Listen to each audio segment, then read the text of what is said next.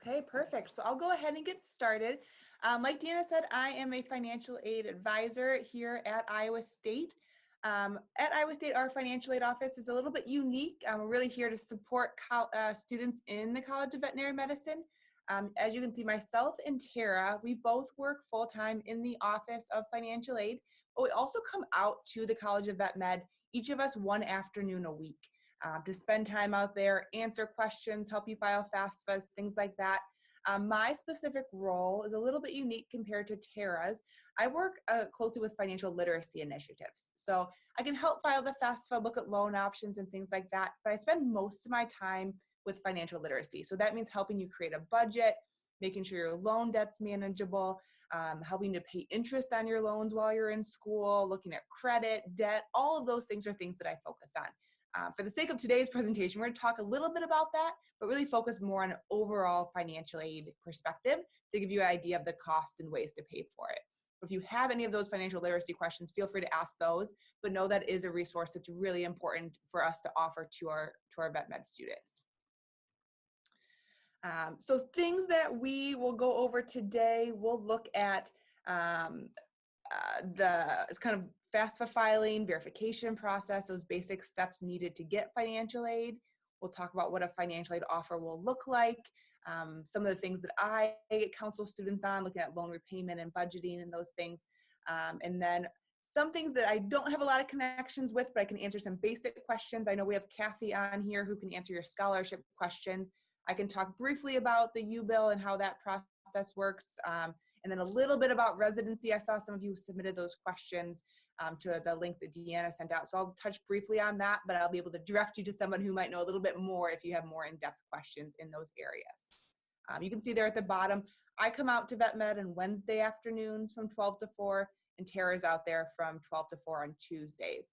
But we also have a dedicated email address just for you guys that you can email us, and we'd be happy to get those questions answered as they come up if you think of something after today.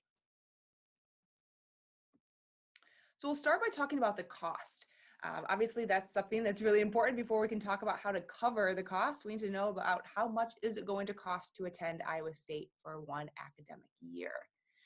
So you can see here, these are numbers for the 2019-2020 academic year. That means this academic year that we're currently in. The Board of Regents for the state of Iowa actually sets tuition every year in June, July-ish. So we won't know those confirmed numbers until later. So for now, the closest we can do is plan for what students are currently paying this year at Iowa State. These numbers are going to be taking you through one academic year, meaning 2 semesters are included in these numbers. So the cost will get you from August all the way through May. From your 3rd year into your 4th, there is a required summer that you'll take classes. In between all the other summers, you could take classes, I suppose, but typically students are working or doing other things. So we'll not worry about the summer for now. We'll just focus on fall and spring semester combined, and that's what we're looking at here on the screen. We have a breakdown for our resident students and our non-resident students. So if you're within the state of Iowa, coming from Iowa, then typically you're gonna be a resident student. If you're coming from outside of the state, you'll fall into that non-resident category. You can see the tuition and fee breakdown there is looking at a full-time student, which all of you will be full-time based on what the program requires. So those are tuition and fee numbers there, including the full-time tuition, but also mandatory fees, activity fee, health fee, those kind of things are built into those numbers. For housing and meals, you do have the option to live on campus in our residence halls or apartments if you choose to. I'll say most of our students are living in apartments off campus, kind of paying their own rent, but it's completely up to you. We do have students living in our residence halls and apartments funded through the university. Either way is okay. We get our number from talking to our students. So cost of living in Ames, the 9 months that you're in school here is about $9,400 for that time. So about $1,000 a month or so is what most students are spending on rent, groceries, utilities, day-to-day living expenses, all within that budget.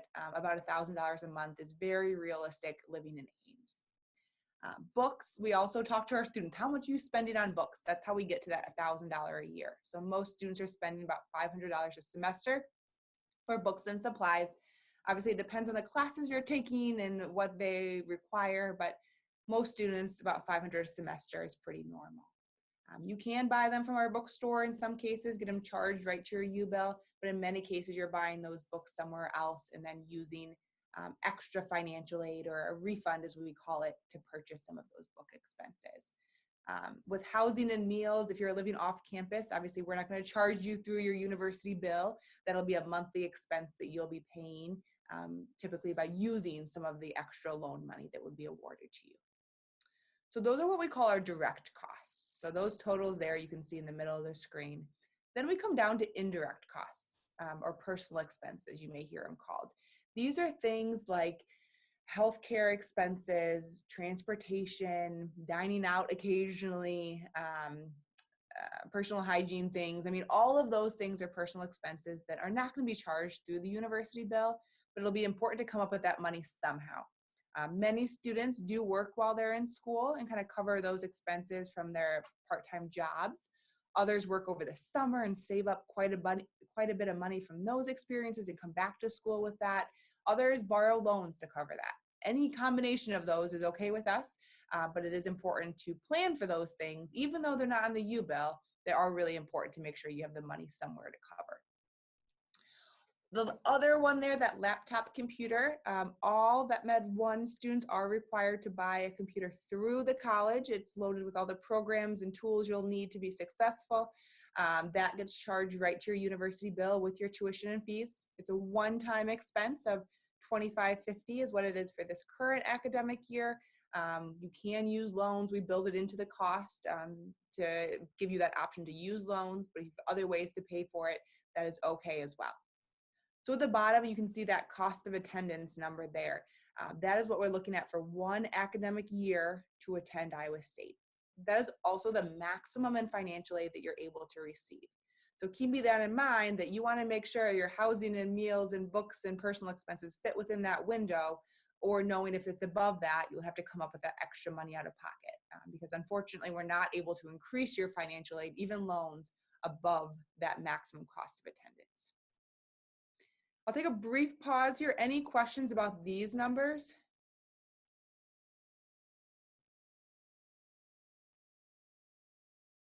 I don't have any questions in the comment or in the question box.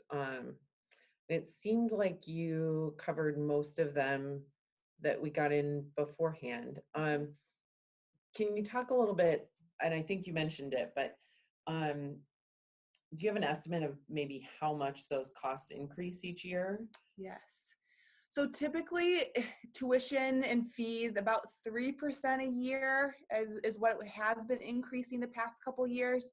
Like I said, the Board of Regents, they're the ones who finalize all of those numbers, but as an estimate, that's something good to plan with. But it could be higher, it could be lower than that too. Unfortunately, we won't know that until later in the summer, but planning for that 3% increase is probably a safe estimate.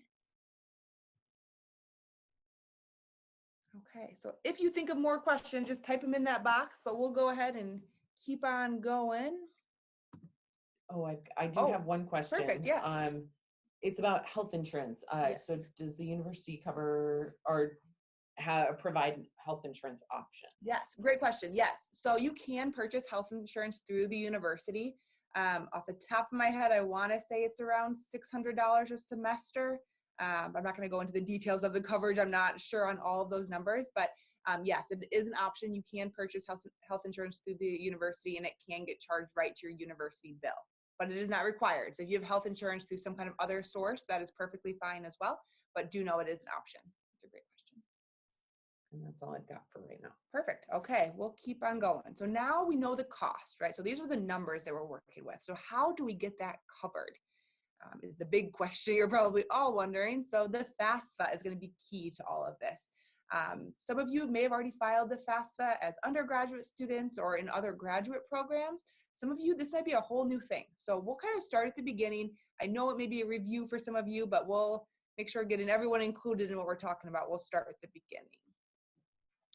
So the FAFSA is the free application for federal student aid. I'll emphasize the free part of that. You should never have to pay anyone to help you file the FAFSA. I've had students come up to me and said they did pay people, and that's not something that should be happening. We offer that in our financial aid office. You can walk in, anyone can walk in, we can help you file that. There are different resources throughout the state that you live in that may offer that as well, or different universities. So that is something that you will want to do every year. It's an annual application. As a graduate or professional student, parent information is not going to be required on the FAFSA as it previously was. As an undergraduate student, you were probably required to put in that parent information. The caveat to that is the health profession student loan. This is a very unique loan facilitated through the Department of Health and Human Services. It requires parent information on the FAFSA. It is a need-based loan, so they're going to look at parent income to determine your eligibility for this loan. The loan amount depends on our funding, the number of students who qualify. It's usually not very large, usually anywhere from $3,000 to $7,000. The nice part about this loan, it is interest-free while you're in school. We'll talk more about the loan options, but as you will soon learn, loans for graduate professional students are always accruing interest from day one. The subsidized loan that you may have borrowed as an undergraduate student, unfortunately, those are not available to graduate students. So the only way to get a loan that does not accrue interest while you're in school is that health profession student loan, the HPSL. If you are not able to provide parent information, if you don't have contact with your parents, if they're not willing to provide that information, that is okay. You just won't be eligible to apply for that loan. You can still get plenty of other loan options without the parent information, but unfortunately the downside is they will start accruing interest right away. It's an annual application. Like I said, the FAFSA is currently available. So if you've already filed it, excellent. You can list up to 10 schools on it. So if you're still thinking about where you want to go, or if you're currently an undergrad applying to vet school in your junior or senior year, know that you can list up to 10 schools. So you can include multiple schools on there. They'll all get that FAFSA information. In order to qualify to be considered for that health profession student loan, you'll need to include parent information, and you'll need to file the FAFSA by March 1st. So we're less than a month away there. That deadline's sneaking up on us, but make sure that that's something that if you want to see if you're eligible for, go ahead and include parent information. That parent information is not being used for anything else. It is not hurting any scholarship eligibility. It's not getting loans under parents' name. They're not tied to anything except the specific loan does want to look at their income to determine your financial need. We do have a question. Oh, perfect, yes. One is, will more aid be available if you apply without parent information versus with parent information? Does that matter? No. So the only thing the parent information is doing is seeing if you're eligible for the health profession student loan. It is not affecting anything else, just that one unique loan. Okay. And then another question is, what is the FAFSA code for Iowa State? Yes, great question. It is, if you got a pencil and pen ready, 001869. It's sometimes confusing. 001869. Iowa State University of Science and Technology is our official name, and that is what shows up if you just search the state of Iowa and search Iowa State University. Sometimes that science and technology is tricky to some people, but that is us. And that is, our school code. So that's what you can include there. Great. I put that in the chat so that you guys can copy and paste that as well. Is FAFSA available for international students? It is not. A requirement to file the FAFSA, you must be a U.S. citizen or a permanent resident of the United States. Yes. Great. Good questions. Keep them coming as we go. So this is showing you a screenshot of Access Plus. So if you are admitted to Iowa State, you will get a packet of information. It'll include login information to get into Access Plus. As you will learn eventually, this is kind of your portal to all things Iowa State. You can see there from that screenshot, it has financial aid, your U-bill, your admission, some information about that, your classes, all this important information is in Access Plus. So financial aid is what we're going to focus on today, because this is where you'll be able to see what your financial aid options are. For most students, it's going to be some federal loans that I'll talk about here from the FAFSA, but this will tell you if you're eligible for that health profession student loan. This information does not get populated typically until April or May is when we're publishing this in Access Plus. So if you file the FAFSA or you already have it filed, there's not going to be anything to populate out there quite yet. One, because you don't know if you're admitted yet, but also second, because we just haven't created those financial aid awards yet for our graduate and professional students. But eventually, this is where you'll go to see what aid options are available. There's a FAFSA status tab. That's a good way to confirm if we have your FAFSA or not, because so many people are out there, oh, maybe you've listed 10 schools on the FAFSA, and you're not sure if Iowa State was one of them. This is a good place to see if, okay, does Iowa State even have my FAFSA, and when did they receive it? It also tells you important information about other steps that you'll need to take. Filing the FAFSA is the first step and the most important step, but there are also follow-up steps that must be completed in order to get your financial aid to go through. If you include parent information, you will have to complete the FAFSA verification process, which you may have completed as an undergraduate student. It's just the way that the Department of Education double checks all the information on the FAFSA. It's not saying you did anything wrong. In many cases, you did everything right. They just need to double check or confirm those numbers. So in Access Plus, you'll see those steps. We'll also send you a plethora of emails reminding you to get those steps done. But Access Plus has it all in one central place, so you can kind of keep tabs on it and see how far we are along in the processing schedule. One more question came in about the FAFSA. Yes.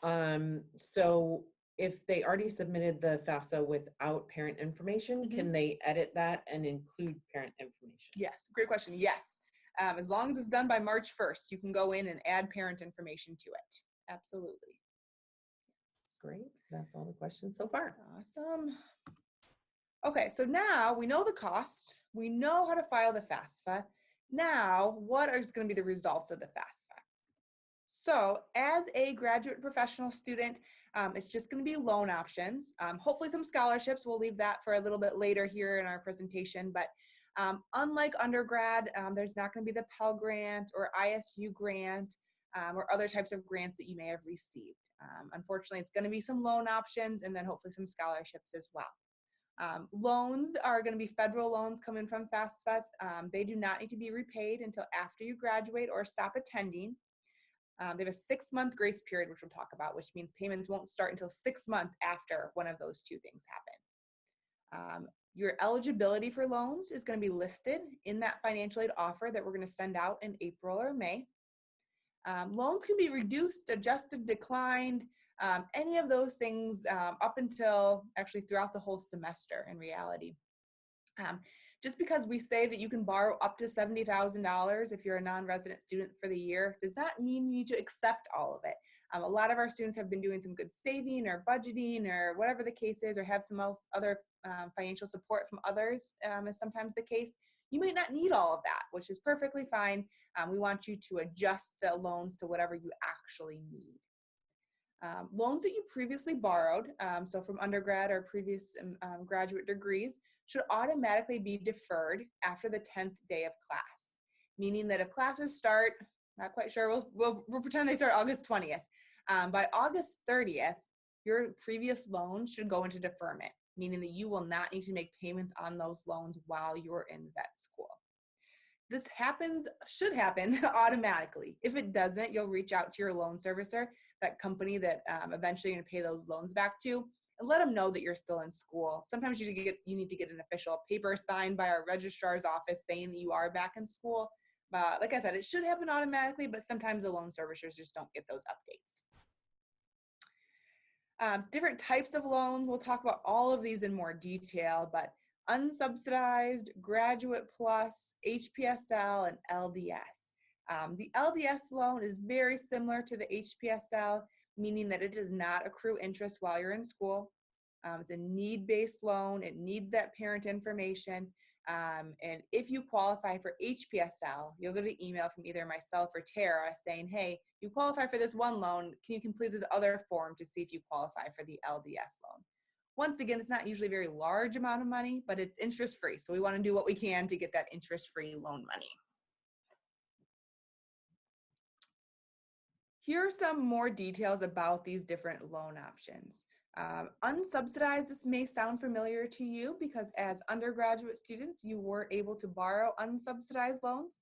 The annual amount is probably a big change for you. As an undergraduate student, you might remember those annual amounts being $5,500, $6,500, or $7,500. As a vet med student, the annual amount is $40,500. Meaning that just from filing the FAFSA, that loan is going to be available to you up to that amount for the year. For our resident students, that's going to cover a good portion of that cost of attendance.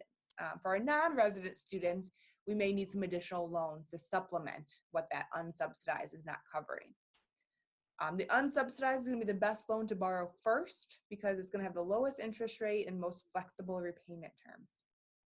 The interest rate for this year, you can see there is about 6%. It starts accruing interest upon disbursement. So meaning as soon as it goes towards that U-bill, it starts accruing the interest. It has a 1% loan fee. This often confuses people because if you accept the full amount, a 1% less than that will actually get applied to your university bill because the federal government has that processing fee set up. To apply, all you need to do is file the FAFSA, and then we will email you, and it'll be available in Access Plus, some steps you need to take to accept the loans. Payments start 6 months after you graduate, like I mentioned before. If that's not enough to cover the entire cost, then we look at that Graduate Plus loan. The reason this is second in our list here is because the interest rate is higher. As you can see, it's at 7% compared to the 6%, has a higher loan fee as well. But the application, there is a separate application. The Plus loan is credit-based. So it's a loan under your name as a graduate or professional student. No one else needs to be tied to it. That is, as long as your credit is decent. If you do get denied for credit reasons, you may need somebody to help co-sign that loan with you. The unsubsidized loan is not credit-based. We just want to see that you have a FAFSA on file, and then that loan is going to be an option for you. That Plus loan payments don't start until 6 months after you graduate either. And then the bottom, health profession student loan, you can throw in that LDS loan as well. The amount varies depending on the student. 5% interest, but not until after you graduate. So it's interest-free while you're in school. And to apply, we've already covered this in depth, but make sure that FAFSA is filed by March 1st with parent information. That doesn't guarantee you're going to be eligible for that loan because it is need-based, but that is the way to at least kind of submit your application, if you will, for that specific loan. Feel good about the loans. The loan process is pretty straightforward. Most of it's tied right to that FAFSA. Okay. We don't have any questions yet. So okay. Oh, actually, one. Yes. Does the state of Iowa offer programs to help pay for school if you decide to specialize in certain areas of veterinary medicine? Not currently. I don't know if you've heard of anything, but I know that our Iowa Veterinary Medical Association is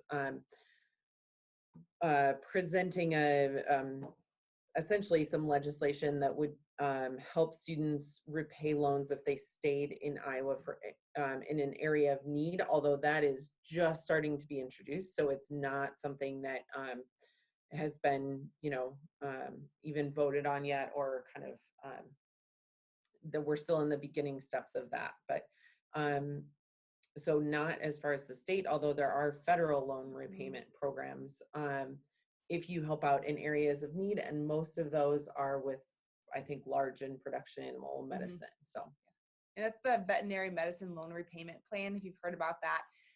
That is that national program. I've helped a number of Iowa State students actually gather up their paperwork and do the loan piece of it that's needed for the application, and they have qualified.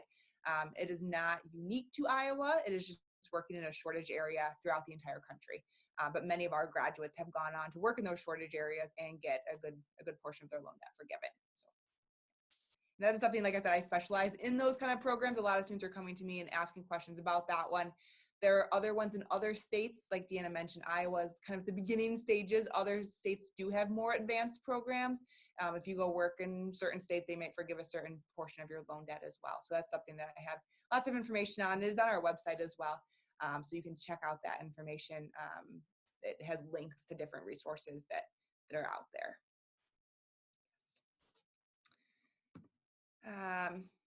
This is looking at what steps are needed to accept your financial aid.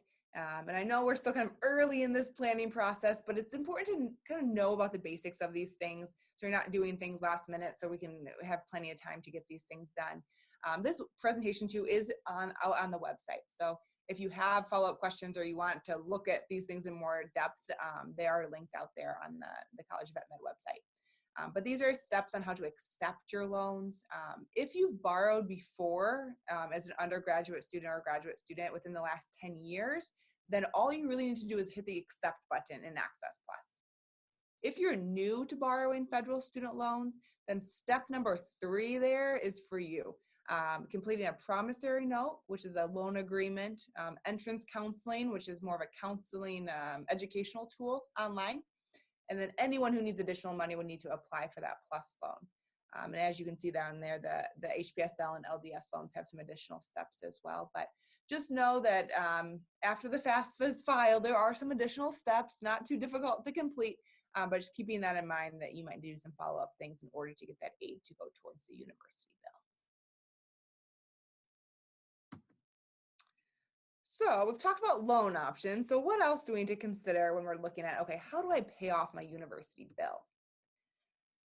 Budgeting is key in all of this. A budget of tolerance is kind of what we like to look at. Is you want to kind of be in the middle here. We obviously don't want to be overspending, resulting in taking on lots of credit card debt or running out of your financial aid refund quickly in the semester, living beyond your means. So the budgeting process will really help with that. Like I said, in order to live within that financial aid budget, about $1,000 a month is what most people can live comfortably off of in Ames.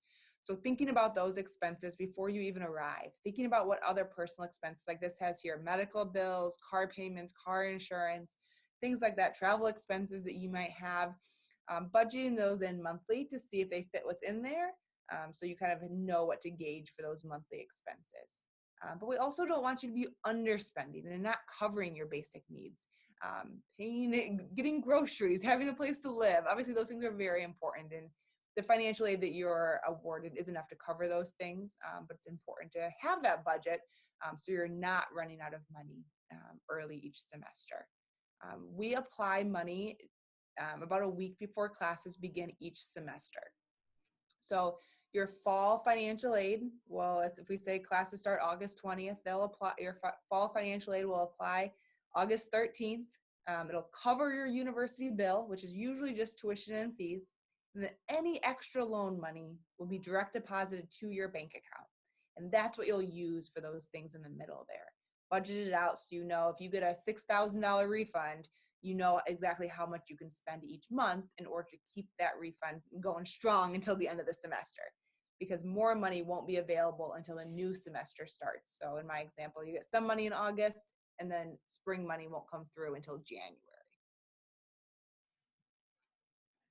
Great. We do have one question, which is about links to kind of some of the loan repayment options, your presentation and all of that. So yes, if we work together, I'll gather some helpful links and then send them out after this presentation. Sound good? Yes. Okay. Excellent. We can definitely get those posted for you. So, kind of planning to pay your U-bill, planning to use financial aid to help cover those expenses, keeping your budget within that healthy budget tolerance, if you will. Like I mentioned before, you can reduce your loans anytime throughout the semester. So this happens occasionally, a lot with actually our first year students, because they kind of say, okay, well, I'm just going to accept all of these loan options and I'm going to get the $6,000 refund. For most students, that's what's needed. But in some cases, it's too much based on where they're living or what other resources they have. So if you get the $6,000 refund and we're in November, and you know a new refund's going to come out in January, you can reach out to me or Tara and say, hey, I have $2,000 extra that I don't need. And we can help you get that money right back to your lender. So it's like you borrowed less that semester. It works the opposite way too. If you have this really great budget set up and we offer you, let's just throw out some numbers here, a $10,000 loan, you only accept $5,000 of it because you have money saved up to cover the rest. But then an emergency happens midway through the semester. We can always increase that loan back to what it was. not above what it was, but at the max, we can increase it back to what it was. So keep that in mind too. Accept just what's needed, but if more is needed, if an emergency comes up, that's what Tara and I are here for, is good resources to help increase your loan back to what it was, or help you make a budget to get through to the next financial aid application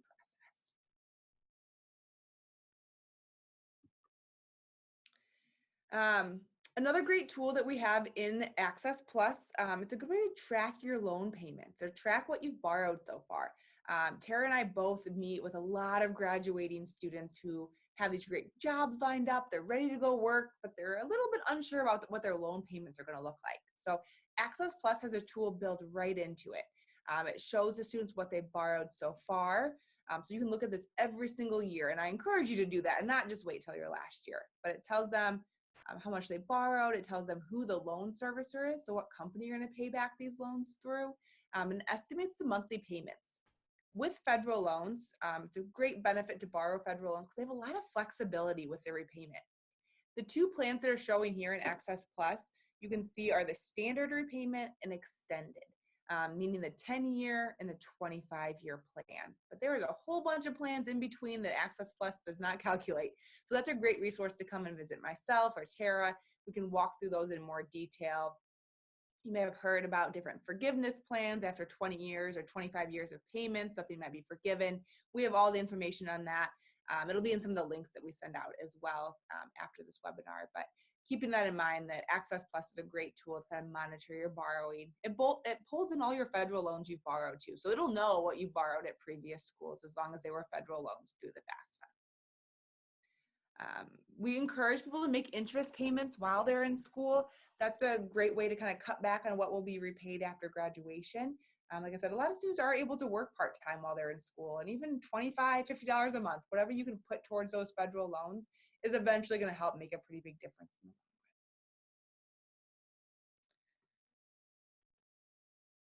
the long run. So like I said, I work in the student loan education office full-time on main campus. So if you're familiar with Iowa State, we're just a short bus ride away from the College of Veterinary Medicine, but I do come out there once a week to help with budgeting, money management, borrowing, all of those things. Our website has a lot of great resources as well. It's not unique to graduate professional students, veterinary medicine students, but there's a lot of good budgeting tools out there, credit tools, how to check your credit, all of that information. So if you want to kind of be proactive with some of those steps, our website there is a great place to look.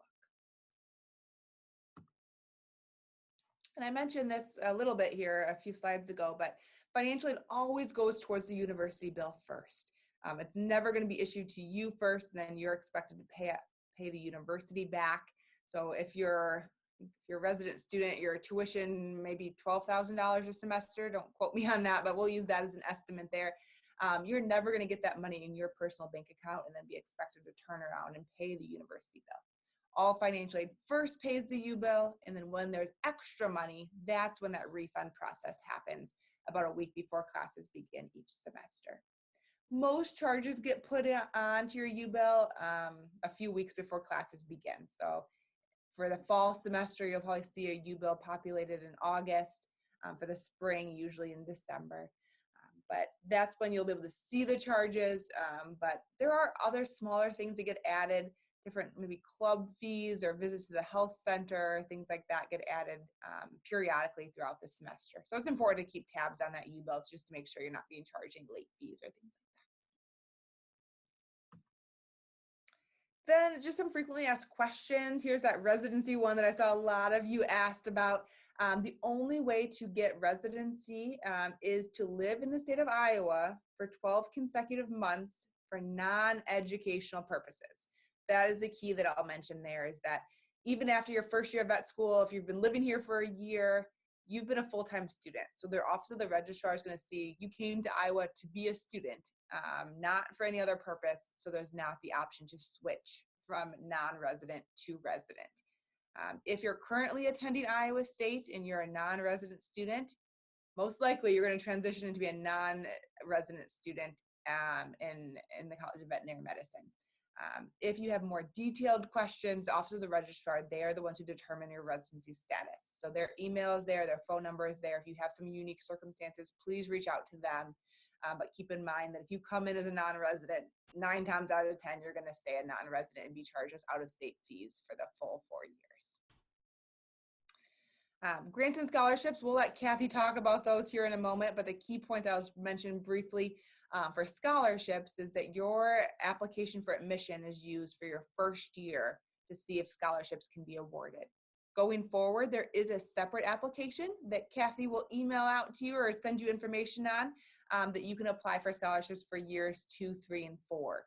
Those are going to be great opportunities for you to get some of that free money as you continue on. But as far as grants are typically federal grants, need-based grants from the FAFSA. FAFSA does not award any grants or need-based aid to graduate or professional students. And then the last one there, getting more money for living expenses. I kind of mentioned this at the beginning, but we get this question a lot. Unfortunately, we cannot increase your financial aid or loans or anything above those cost of attendance numbers. So that's why it's so important for you to talk with current students, to talk with other people in the program, talk with people you know in Ames, talk with Deanna, and get some of those resources about living in Ames, because you'll need to find places that they exist. There's plenty of them that you can find that you can live within that budget, but we can't increase your loan eligibility because you're choosing to live in a more expensive place. That is what I have. So what other questions can I answer for you? We have one here that talks a little bit more about scholarships, and I think I'm going to say a few words on scholarships if that's Perfect. okay. I said that I would tackle it, but if Kathy wants to chime in as well, that's totally fine. She can correct everything I say. No. So essentially the bottom line for scholarships is that first year students are available or are eligible for scholarships. What our scholarship committee does is that they use their your application and FAFSA to award scholarships, because some scholarships are need-based, some are merit-based, some are based on interest. Actually, one of the links that I'll send out as kind of a follow-up to this webinar is the list of all of the scholarships we have available. So we kind of set it up so that you don't have to go chasing after each one of those scholarships. We'll look at your application, your VMCAS and your supplemental application, and then your FAFSA for those. So there are some really good scholarships out there. Last year we gave out $1.1 million in scholarships. Those are just our internal scholarships. And Dr. Grooms, our dean, has charged our foundation to raise that, to help him raise that up to $2 million within 4 years. So when you are in veterinary school, hopefully you'll see those increased scholarships. You'll find out about scholarships anytime, honestly, in between the time that you're offered and the time that you maybe get here, until we award all of those first year scholarships. So, we try really hard to get those out when offers go out, but, based on people who maybe get a scholarship but decline their offer, there's usually a little bit of money to offer after offers go out. That's a lot of offers all in one sentence. But then what are the scholarship opportunities? We kind of talked about that. However, one really good resource, or two really good resources. One is the American Veterinary Medical Foundation, avmf.org. They have a lot of scholarships that are external. So, you can find anything from scholarships through the, AVMA, the, AKC. I know there's a women's club in Des Moines that awards scholarships. So there's all kind of scholarships out there. Just, do a little bit of Googling and you'll find some good ones. So then this one maybe is, you can help me out with, Julia. Can international students get scholarships, even if they're not available for financial aid? Yes. Okay. So a lot of the outside scholarships I see a lot of international students getting is from their outside resources, kind of like Deanna mentioned. A lot of them looking through those, seeing what their requirements are, and then applying for the ones that interest you. I'm not sure about the ones through your college. Do you require the FAFSA to be on file, or is it? I don't believe it's required. Kathy can maybe, type in the chat or text me or something, but so the FAFSA isn't required. I know that we've, I think offered those based on merit. The FAFSA is really, nice to have because some of those are need-based. So Kathy, if you can either that or I'll follow up with you. I think Erica, right? Yeah, Erica. I'll follow up with you tomorrow after I get some more information with Kathy about international students and their scholarships.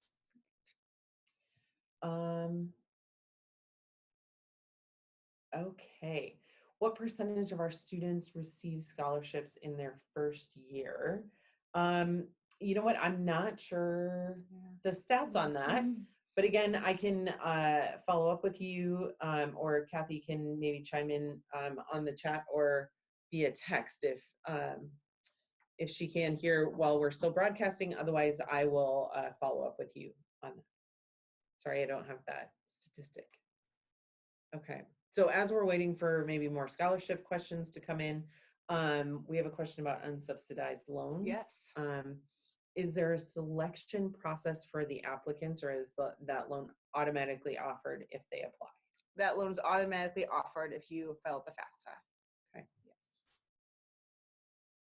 Great. Let me peruse through here our questions that were submitted. I think we learned a lot about, or I covered most of them.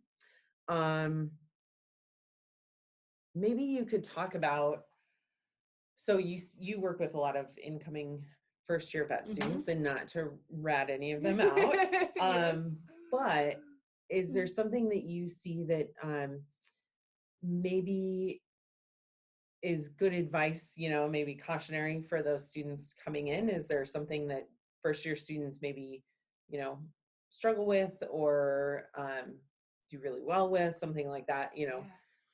I think one thing I see often is that just transitioning to vet school, it's a transition as you would imagine. And it gets hectic, life gets hectic, and usually finances are one of the first things that students push aside. I think they know in the back of their head that it's important, but then with everything else, it just kind of gets pushed aside.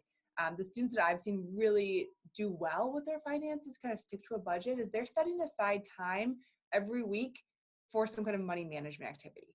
If that's kind of collecting all your receipts and tracking your expenses, or reading a brief article about budgeting. It does not have to be difficult, but setting aside time, I think, is key. And I know it's difficult. These students that are doing it, it's not like, oh yeah, this is really easy, but making sure you have the time for that, because not only is it going to help set you up for success once you graduate from vet school, but if you can build those skills, if you can manage your $1,000 a month that you have now as a student, the chances of you managing 4 or 5 times that amount once you graduate are going to be even better. I think too, looking for part-time jobs. You'll talk with some students, some of them will discourage you from doing that, but there's plenty on the other side of that coin that will say, yes, it is manageable. Making sure you manage your classes and getting things done that way, but looking at those opportunities that out there at the vet school, research opportunities or summer jobs, if you feel like maybe working while you're in school is a little bit too much, but searching out those opportunities, talking to professors, seeing what those do, because even if it's just 10 hours a week, it's some money that you'll have that you can reduce your loan debt with. That's great. Yes. So then kind of switching gears, we have a question about kind of debt to income ratio. So can you talk a little bit about your conversations with fourth year students as far as the debt that they're coming out with, and maybe the jobs that they're looking at and salaries that they're looking at? Yeah, that's a great question. So it depends on your residency status. We have some average loan debt numbers on our website. I think of the students who borrow, I think we're at 130,000 is the average student loan debt of resident and non-resident students who are borrowing loans to complete their degree at Iowa State. That being said, depending on where and what you decide to do as your first job, starting salaries anywhere from 65 to 85,000. They have tons of stats. Dr. Ramirez did a great job, and I'm sure a whole team of people of collecting that information, but there's a lot of good information about starting salaries based on where you want to go. But to make the story short, I would say 135, 140,000 is the average loan debt. Starting salaries 70, 80,000 probably. That being said, some of our students can pay off their loans in a 10 to 15 year plan. That is not out of the ordinary. But it is also not out of the ordinary to be on plans for 20 to 25 years. And then there are plans, I'll briefly just mention this, income-driven plans. You may have heard of some of these, but they basically forgive your remaining loan debt after you pay 20 or 25 years on those payment plans. A lot of our non-resident students, I'm gonna be honest with you, that is what they're going towards. But our resident students or students who have some extra financial support, maybe saved up some money or able to borrow a little bit less, can pay off those loans in 10 to 15 years. Great. So one quick follow-up from Kathy. She said that generally we have around 30 or so scholarships awarded to those incoming students. So it's kind of one of those, even as first year students, every little bit helps, right? It's you know, that amount of money that you don't have to repay. So that's good. So Sadie had a question about part-time jobs available. So I can kind of chat about that a little bit, but I'm also going to use it as a way to plug our student panel, which is coming up on February 18th. So watch for an email about that from me, or go back in your emails and there's links, I think, in almost every email has a link to that financial aid, or this is the financial aid one, the student panel. They can tell you a lot about the jobs that they have throughout that school, but there's all kinds of different jobs. Some get employed with our IT department, so they literally are in class, and if anything goes wrong with the technology, they hop up and help the instructor out. Some are work at our front desk of our college, our hospital, the library, all of those. And for some of those, I know that, in between kind of answering phones or helping people out, they get to study, which is kind of nice. Yes. We have jobs available, like barn crew. Some of our students are on barn crew, so they help out in the mornings before class, or in the evenings. So that's a good way to get a little bit more kind of hands-on time with animals too. So so things like that. I know some students have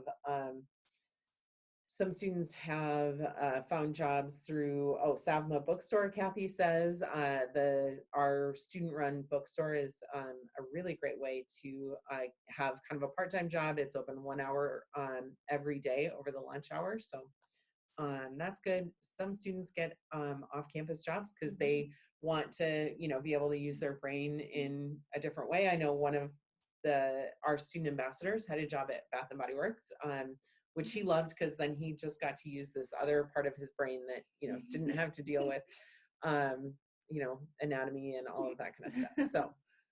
So that's a little bit, if you have more questions, definitely ask those vet students who you'll meet in a couple weeks. So can you talk a little bit about, this question just popped up. How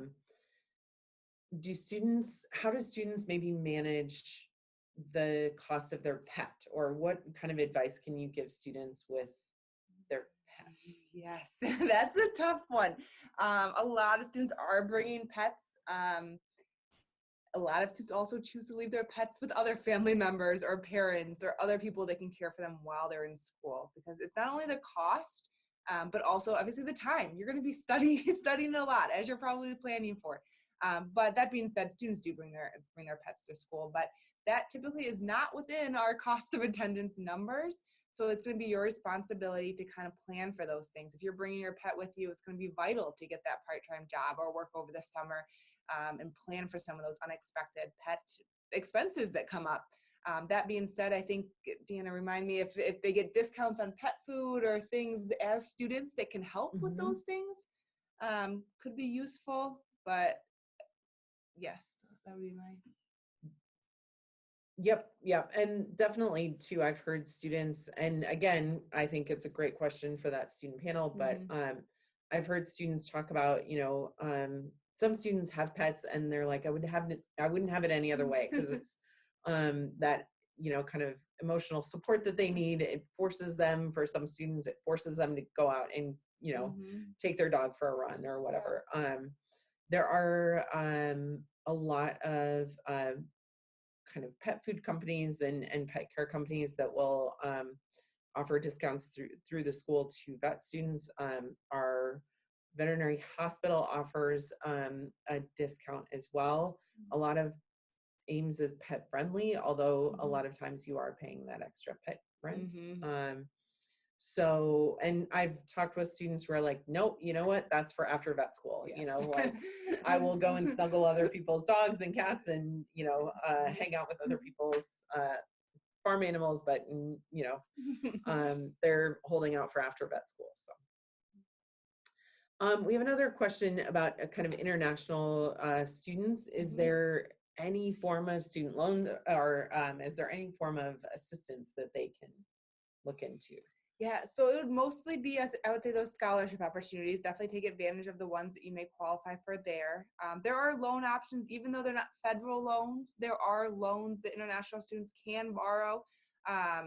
Empower, like the letter M and then Power, is a lender that lends to international students, as well as Prodigy. I've seen those loans come through the system as well, for international students. So there are loan options out there. Some require a U.S. cosigner. The ones I just mentioned do not. So those are opportunities that I've seen a lot of international students take advantage of after they've done their work applying for scholarships. Great. Well, our Q&A box is empty. I think we covered most of the questions that you submitted online. I'll just kind of like ramble for another minute or so in case somebody is furiously typing. But thank you for joining us tonight. Thank you, Julia, for lending your expertise. Yeah, hopefully you guys learned a lot. This will be up on YouTube tomorrow, so enjoy YouTube famous status in about 24 hours. And also, like Julia said, it's up, the actual slides are up online, so if you want to kind of go through them at your own pace, you can absolutely do that. So I think that it looks like we've wrapped up your questions. If you have more questions, like Julia said, contact her or Tara. You can also email me and I can connect you with them as well. So thank you guys for logging on. Have a great night, and we will see you soon with a student panel.